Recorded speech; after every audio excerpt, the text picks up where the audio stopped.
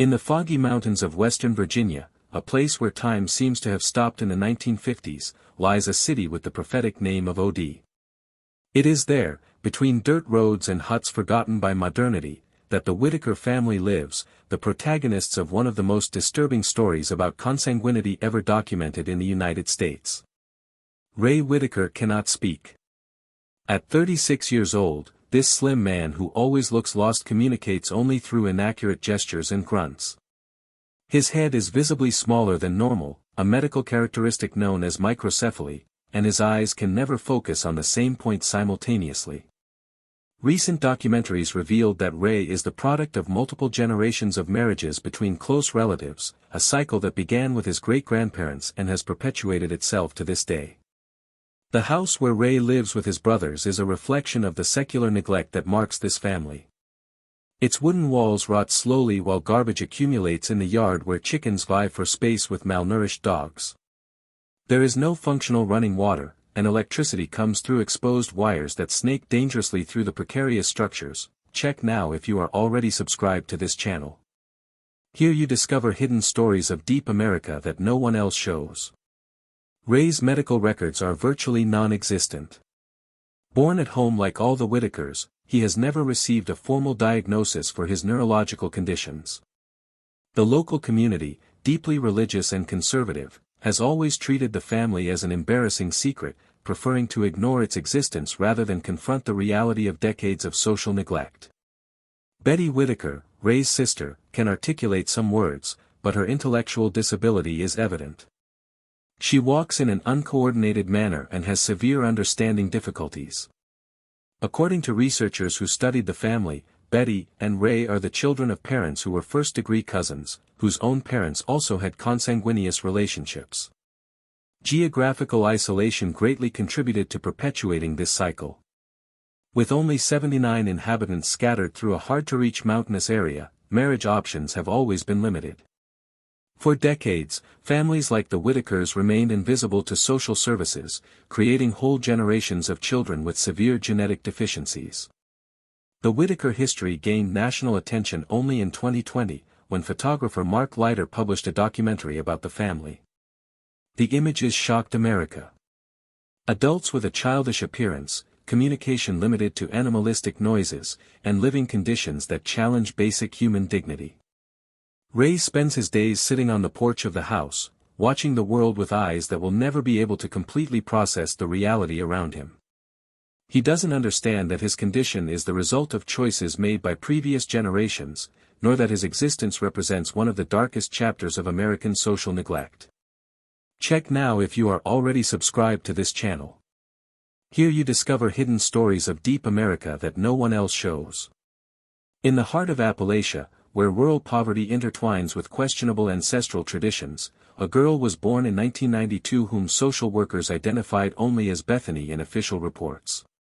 Her history, documented in the archives of Kentucky's Department of Social Services, reveals the devastating consequences when consanguinity becomes a practice normalized over generations. Bethany came into the world with spina bifida, a congenital malformation that left her spine exposed and caused permanent leg paralysis. Additionally, she was born with urinary and fecal incontinence, moderate hydrocephalus, and severe cognitive limitations that prevented her from developing basic skills such as articulated speech or recognizing family faces. Her parents, identified in the documents as Sarah and Billy Mackenzie, were first-degree cousins. Even more disturbing, her paternal and maternal grandparents also maintained direct kinship relations, creating a family tree that resembled more of a genetically deficient shrub. This concentration of similar genetic material had been accumulating for at least 4 generations, dramatically amplifying the chances of congenital malformations. Bethany's discovery by the authorities happened by chance in October 1997.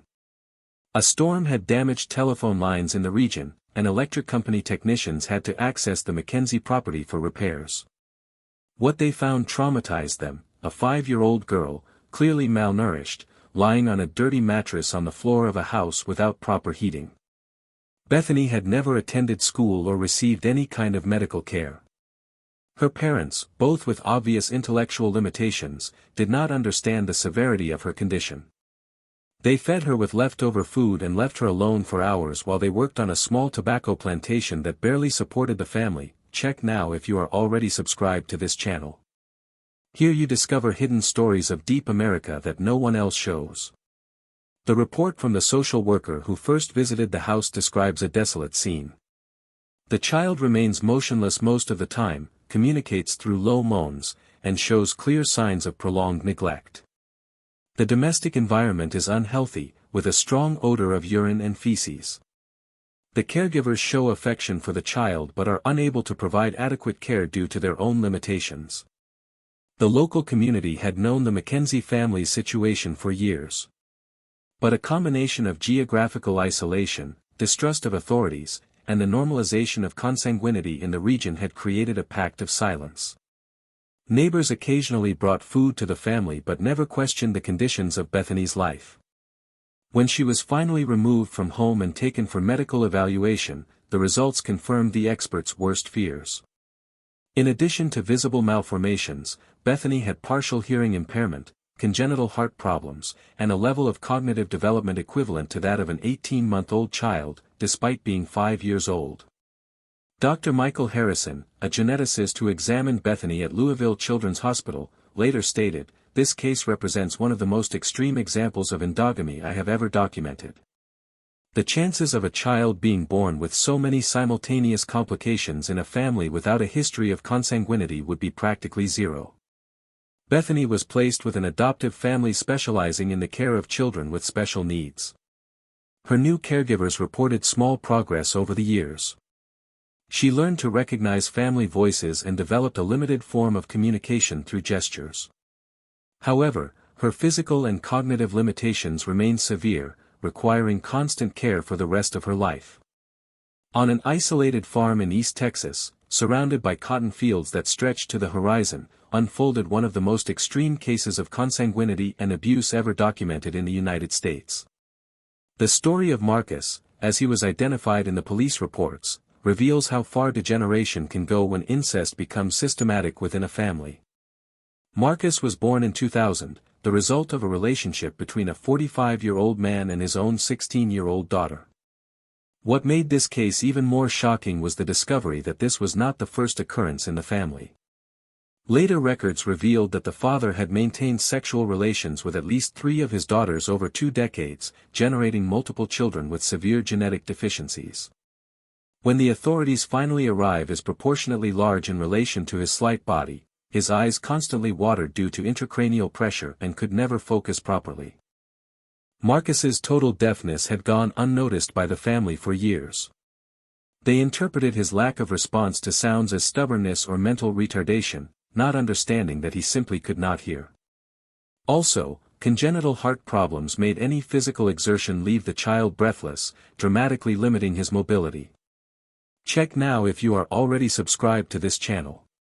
Here you discover hidden stories of deep America that no one else shows. Marcus's behavior also had worrying characteristics. According to reports from the first caregivers who attended him, he showed episodes of inexplicable aggressiveness, biting and scratching anyone who tried to approach. Experts later identified these behaviors as possible symptoms of neurological damage caused by extreme consanguinity and the trauma of abandonment. The discovery of the case happened through an anonymous report made by a rural worker who occasionally provided services on the property. According to the worker's testimony, he had seen a child being locked in the shed and noticed that he never played outdoors like other children. This connection led the Texas Department of Family Services to begin an investigation that would reveal one of the most disturbing stories of family neglect ever recorded in the state. If you are feeling the weight of this story as I did, comment now. No one is born condemned. When officers entered the property with a search warrant, they found not only Marcus but evidence that other children had lived in similar conditions. Old photographs showed at least 2 other boys with physical characteristics similar to Marcus's, but these children had died in their first years of life, supposedly due to natural causes that were never properly investigated. Marcus's father, identified as Robert Earl Thompson, was arrested and later sentenced to life imprisonment for multiple accusations of child sexual abuse and criminal neglect. During the trial, even more disturbing details emerged. Thompson had isolated his family from the outside world for over 2 decades, forbidding his daughters from attending school or maintaining contact with people from outside the property. Marcus's medical evaluation revealed irreversible neurological damage. Beyond hydrocephalus and deafness, he had micrognathia, an underdeveloped lower jaw, swallowing problems that required feeding through a tube, and severe delays in motor development. His mental age was estimated at approximately 8 months, despite being 4 years old. The state of Texas took over custody of Marcus, placing him in a specialized center for the care of children with complex medical needs. Caregivers reported that initially, Marcus did not show typical emotional reactions. He did not smile, did not cry when he was hurt, and seemed disconnected from the world around him. It took months of intensive care for him to begin to demonstrate basic signs of recognition and affection. Today, more than 2 decades later, Marcus remains under permanent institutional care. He never developed communication skills or basic independent abilities, remaining in a state of total dependence. His history became a case study used in genetic medicine and social work courses, illustrating the devastating consequences of extreme consanguinity combined with systematic family neglect. On the vast plains of North Dakota, where the wind cuts like a blade and winter extends for endless months, there is a religious community that has maintained traditions for generations which the outside world would consider archaic. It was in this environment of deliberate isolation that twins were born in 2008 who would illustrate in a devastating way how endogamy can even affect siblings born from the same womb. The New Harmony Colony, founded in 1952 by fundamentalist families seeking to live according to literal interpretations of the Bible, had developed over the decades a social structure that discouraged marriages with outsiders. With only 180 inhabitants distributed among 30 families, marriage options were severely limited, resulting in decades of marriages between cousins and even uncles and nieces. Rebecca and Alyssa Miller were born to parents who were first-degree cousins. Furthermore, both paternal and maternal grandparents also maintained close kinship, creating a genetic concentration that specialists would later characterize as catastrophic. While Rebecca was born seemingly healthy, developing normally in her first months of life, Alyssa came into the world with a condition so rare it initially confused even experienced doctors. Alyssa was born with Fraser syndrome, an extremely rare congenital malformation that occurs in approximately 1 in 200,000 births in populations with normal genetic diversity. In her case, the condition manifested in a particularly severe form. Her eyes were completely covered with skin, creating a smooth surface where eyelids should be. Additionally, she was born without external ears, with genital malformations, and breathing problems that required constant medical assistance. The reaction of the New Harmony community to Alyssa's condition revealed the depth of the beliefs that had shaped this isolated society for decades. Many colony members interpreted the child's birth as a divine punishment for unspecified sins, while others saw her condition as a test of faith sent by God. This theological perspective had devastating practical consequences. Alyssa was kept hidden from external visitors and was never officially presented to the congregation. For the first 2 years of her life, Alyssa lived in a back room of the family home, cared for exclusively by her mother, Sarah Miller. The girl was never taken to Sunday services, did not participate in community meals, and her existence was known only by immediate family members and the colony's religious leaders. This social segregation began at birth and intensified as her medical needs became more evident. The discovery of Alyssa's situation by state authorities happened accidentally during a routine investigation into home education in the colony. In 2010, inspectors from the North Dakota Department of Education visited New Harmony to check if the children were receiving adequate instruction as required by state law. During these visits, an inspector noticed medical records for 2 children born on the same date in the Miller family, but only Rebecca was presented. When asked about the second child, the parents initially claimed she had died in childbirth. However, inconsistencies in the documents led to a deeper investigation. Social workers eventually discovered Alyssa, then 2 years old, living in conditions they characterized as severe medical negligence.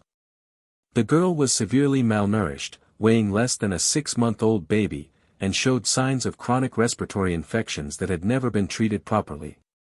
Her facial malformations had worsened due to the lack of early medical intervention, and she showed severe developmental delays that went beyond her congenital physical limitations.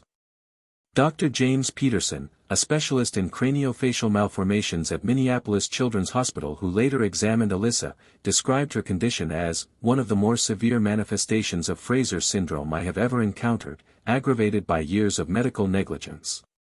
He explained that early surgical interventions could have significantly improved her quality of life, but the window for many of these procedures had closed due to the delay in treatment.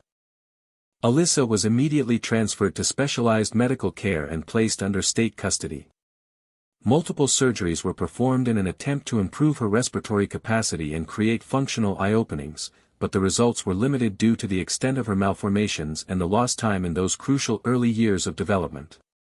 Currently, Alyssa lives in an institution specializing in the care of children with complex medical needs.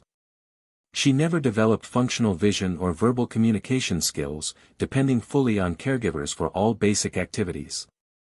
Her story illustrates not only the genetic consequences of consanguinity but also how extreme religious beliefs can aggravate already desperate situations. Rebecca, her twin sister, remained with her biological family but under strict supervision from social services. Today a teenager, she has developed normally, serving as a painful contrast to the fate that awaited her sister from birth. Cape Girardeau Regional Hospital in Missouri was not prepared for what arrived at its doors on a cold December morning in 2015. A young woman appearing to be between 20 and 25 years old staggered into the emergency room carrying a baby wrapped in dirty rags. She left the child on a chair in the waiting room and disappeared before any employee could question her. What followed revealed one of the most disturbing stories of multigenerational consanguinity ever documented in the American Midwest. The baby, a girl of approximately 6 months, showed immediate signs of severe neglect and congenital malformations. Her head was visibly smaller than normal, the medical characteristic known as microcephaly, and she weighed only 4.5 pounds, a typical weight for a newborn.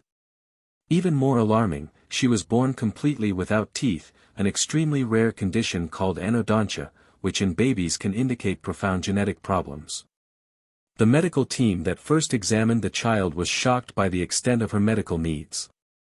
In addition to microcephaly and anodontia, she had severe swallowing problems that prevented her from feeding normally, malformations in the palate that affected her breathing, and clear signs of severe neurological delay. Her eyes, although anatomically normal, showed no ability to focus or follow objects, suggesting possible damage to the central nervous system. The investigation into the child's identity led authorities to discover a complex network of rural families in southeastern Missouri who had practiced consanguinity for at least 5 generations.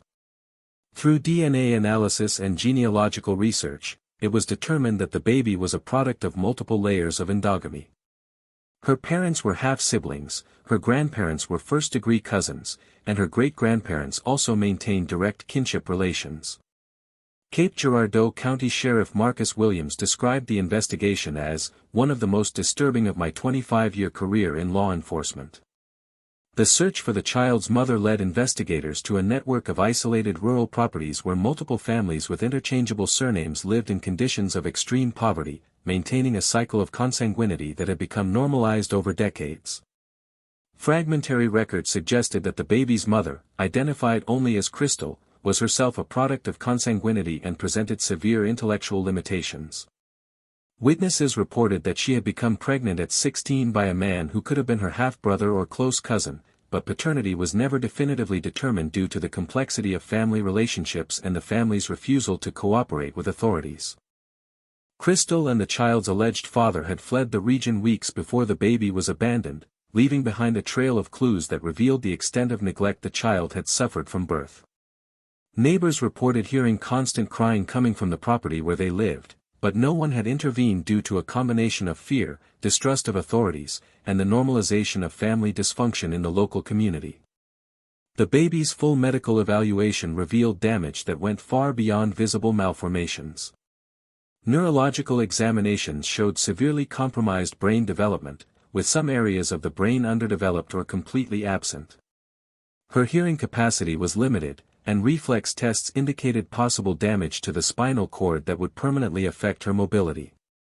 Dr. Amanda Foster, a geneticist at St. Louis Children's Hospital who consulted on the case, explained that the levels of consanguinity necessary to produce so many simultaneous anomalies are extraordinary. This child represents what happens when multiple generations of endogamy accumulate without any genetic diversity introduced into the family pool. Since the child had been abandoned without a name or documentation, the hospital team decided to call her Hope. This name reflected not only the caregiver's desire for her condition to improve but also the hope that her story could serve as a warning to prevent similar cases in the future. Hope remained in the hospital for 8 months while authorities tried to locate arranged and able family members to care for her. During this period, she underwent multiple surgeries to correct respiratory and feeding problems, but her prognosis remained reserved. Neurologists determined she would never develop cognitive skills beyond the level of a baby a few months old. The state of Missouri took over Hope's permanent custody, placing her in a home specializing in the care of children with complex medical needs. Today, at 9 years old, she remains in a state of total dependence, requiring feeding through a tube, respiratory assistance at night, and constant medical care. She never learned to sit without support, did not develop communication skills, and has frequent seizures that require continuous medication. Hope's story has become a case studied in medical schools and social service programs across the country. Her case illustrates not only the devastating genetic consequences of prolonged consanguinity but also how rural poverty, social isolation, and systemic neglect can create conditions where such tragedies are perpetuated for generations. Attempts to locate Crystal and the child's father continued for years, but they were never found. They are believed to have left Missouri, possibly moving to other isolated rural communities where they could continue to live on the fringes of society. The possibility that they have had other children in similar conditions remains a constant concern for local authorities. Hope's case also revealed significant gaps in the rural child protection system. Many of the families involved in the consanguinity network had lived for decades without regular contact with social services, formal education, or preventive medical care. This social invisibility created an environment where harmful practices could continue without external intervention. Nurses and caregivers who work with Hope report that despite her severe limitations, she occasionally demonstrates signs of consciousness that are deeply moving. She can recognize familiar voices and occasionally produces sounds that suggest attempts to communicate. These moments, though rare, remind all involved that behind the medical statistics, there is a real person whose potential was irreversibly limited by decisions made generations before her birth. Hope's story serves as a dark reminder that even in the 21st century, practices most consider relics of the past continue to occur in isolated pockets of rural America. Her case highlights the need for continuous surveillance, community education, and proactive intervention to protect vulnerable children who may be living in similar conditions in other parts of the country. Today, Hope is still being cared for with dedication by a medical team that treats her with dignity and respect despite her limitations. Her history, although tragic, contributed to changes in child protection policies in Missouri and served as a catalyst for greater awareness of the dangers of consanguinity in isolated communities. If you have watched this far, it is because you liked this story. Leave a comment saying, "I watched here, so I can get to know you and see who really likes the stories here on the channel." Like this video to help give visibility to forgotten stories like these, and share it with whoever you think needs to know about these cases that America prefers to forget.